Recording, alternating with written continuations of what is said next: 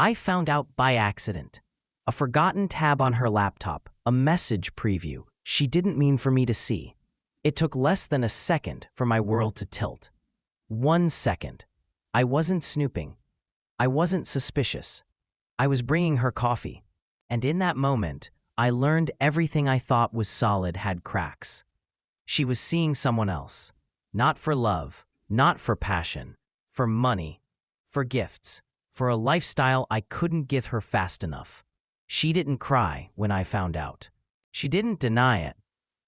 She just looked at me like I had no right to be hurt. Like loyalty was a luxury she couldn't afford. I didn't scream, didn't break anything.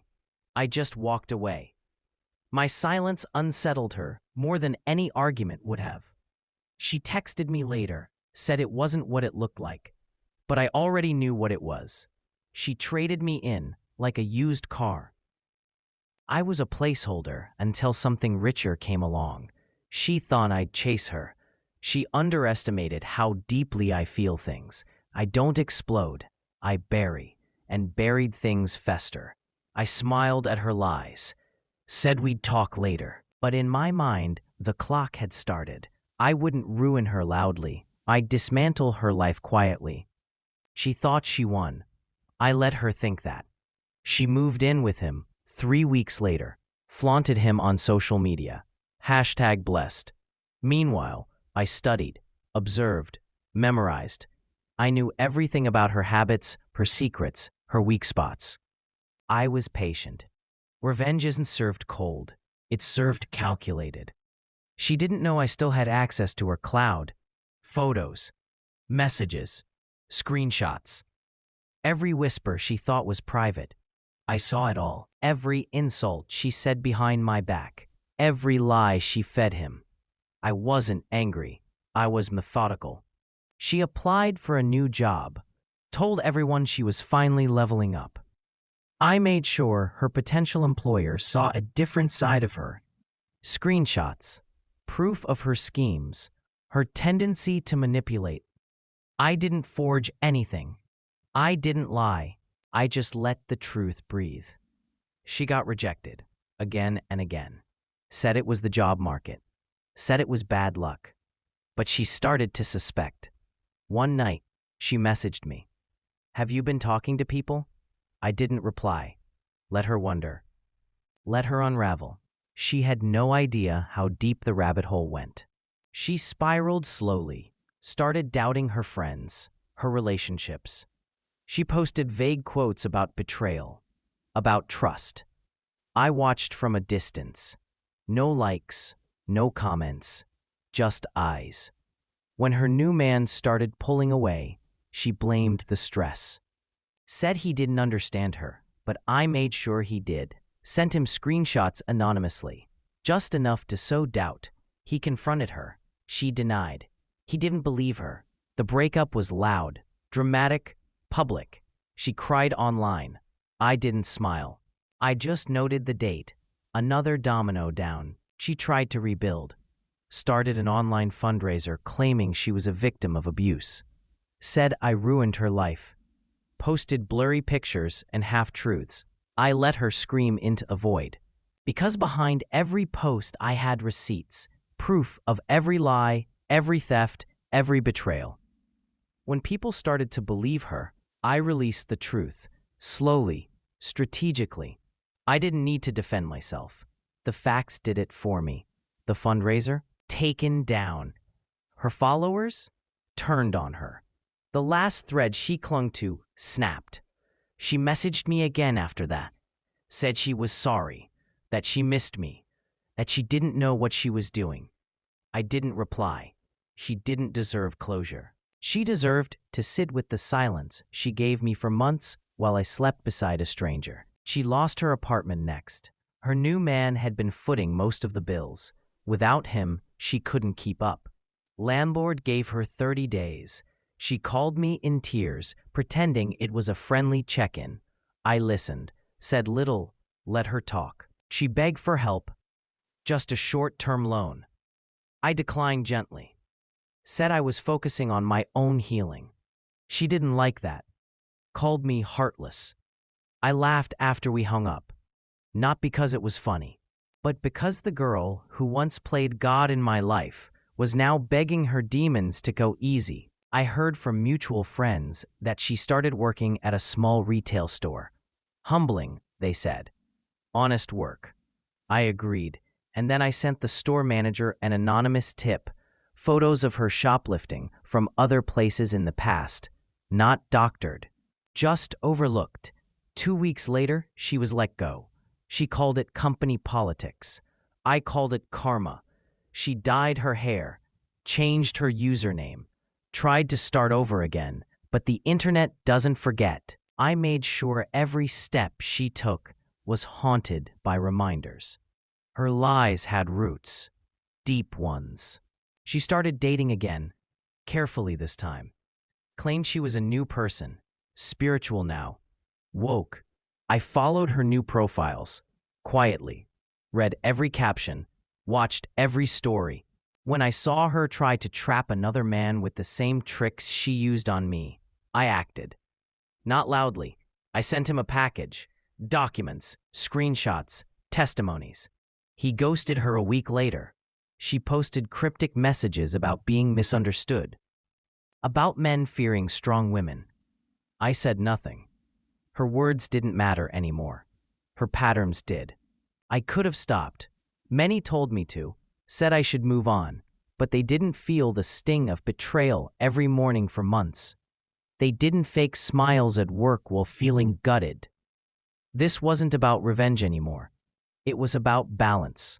She flipped my life upside down for sport. I wasn't leveling the playing field. I was flipping it back.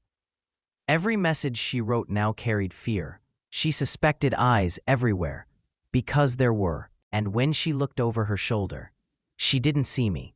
That was the point. I was already gone. But the damage lingered. She moved cities, thought distance would fix things, started over in a smaller town.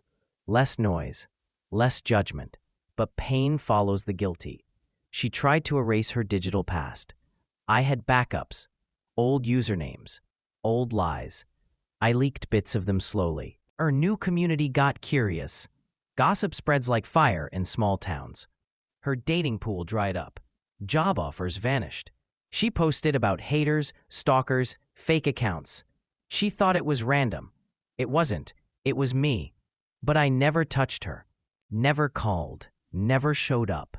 I just existed, quietly, permanently. She started therapy. I could tell from her posts. Talked about growth, healing, owning mistakes. I almost believed her, until I saw her twist the story again. Said I was the manipulator, that I isolated her, made her feel small. That's when I realized she hadn't changed, she just changed the narrative. So I corrected it, again, carefully, sent the truth to her therapist's office. No malice, just facts. I don't know what happened after that, but I know the silence on her feed grew louder. She went offline for a while. Maybe it finally sank in. Months passed. My life got better. I met someone new, someone kind. I almost felt guilty, like I didn't deserve peace after what I'd done.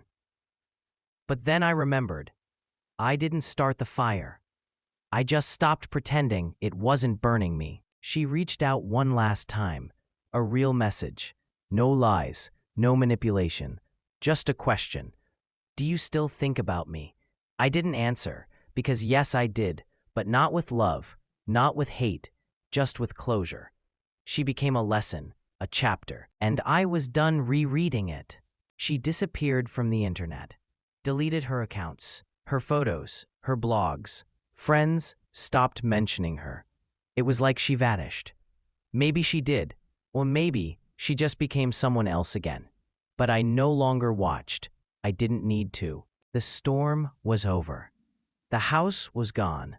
I stood in the ashes, not victorious, just whole. Revenge never gave me joy, but it gave me justice. Quiet, slow justice. And in a world of loud chaos, silence is the sharpest weapon. Sometimes I wonder what would have happened if I confronted her that first night. If I yelled, if I cried.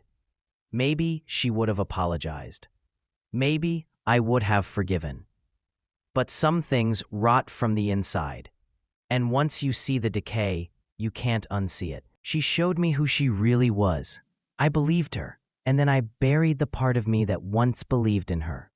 Now, I only believe in action, in truth, in the quiet war I waged while the world watched cat videos. I didn't need a crowd. I needed a result. And I got it. They say time heals all wounds. Maybe. But it doesn't erase scars. It just makes them part of your story. Mine was carved slowly, by betrayal, by silence, by lies wrapped in perfume. But healing came in the form of clarity. Of knowing I didn't need her love to be worthy. That I wasn't broken because she couldn't stay. I was whole long before she left. I just forgot. Her leaving reminded me. And my revenge? That was never about her. It was about reclaiming myself, piece by piece, from the wreckage she left behind. I don't celebrate what happened. I don't brag about the collapse of her life, but I do acknowledge it. It's the echo of choices. The mirror she couldn't look into. She made her decisions.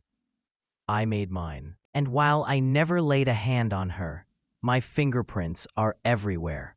On her fear. On her regret. On the silence that followed her footsteps. I don't chase ghosts. I become them. And when the past comes knocking on her door, I hope she remembers. This wasn't hate, it was consequence. And consequences don't need apologies. I saw her once. In a grocery store. Different city. She looked thinner. Tired. Like someone who hadn't slept properly in months. Our eyes met, just briefly. She didn't smile. Neither did I. But in that glance, I saw recognition. A flicker of understanding. She knew. I wasn't angry. I wasn't even cold. I was just done. We passed each other like strangers. And in that moment, I realized the greatest revenge wasn't in what I did. It was in what I didn't do. I didn't rescue her. I didn't speak. I didn't care. Now, when I think of her, I don't feel rage. I feel distance, like remembering a dream that turned into a nightmare. There's no soundtrack, no drama, just space. I rebuilt myself slowly, brick by brick, surrounded by people who see me, love me, and a version of me that once begged for her affection. He's gone, buried, replaced by someone who knows better. She taught me a lesson no classroom ever could. And though the tuition was heartbreak, the degree was freedom. If you're watching this, wondering if quiet revenge works, let me say this. It's not about revenge. It's about truth. It's about patience. It's about letting people dig their own graves while you plant gardens. Don't light fires you can't control. Just wait. Be still.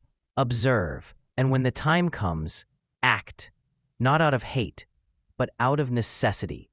My story isn't one of cruelty. It's of awakening, of reclaiming power, of refusing to be the victim. And if she ever tells this story, just know she'll leave out the parts where I stayed silent and let karma speak louder than I ever could.